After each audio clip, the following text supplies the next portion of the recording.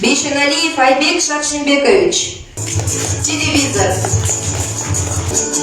Как раз для мужчин, да, телевизор. Осоров Айдар Уланович. Телевизор.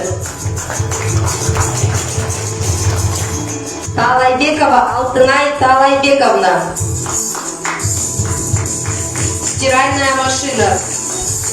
Сейчас у нас будет вручение нашего автомобиля. Наш победитель Асанова Тансулу Джоробековна.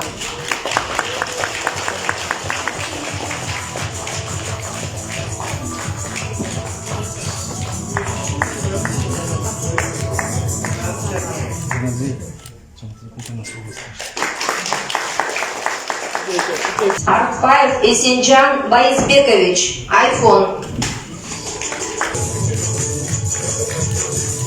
Абдиева Аида Асгалиевна. iPhone. Асаналиева Джипар Кабазбековна. iPhone. Рахманов Ирыспул Амангельдиевич. iPhone.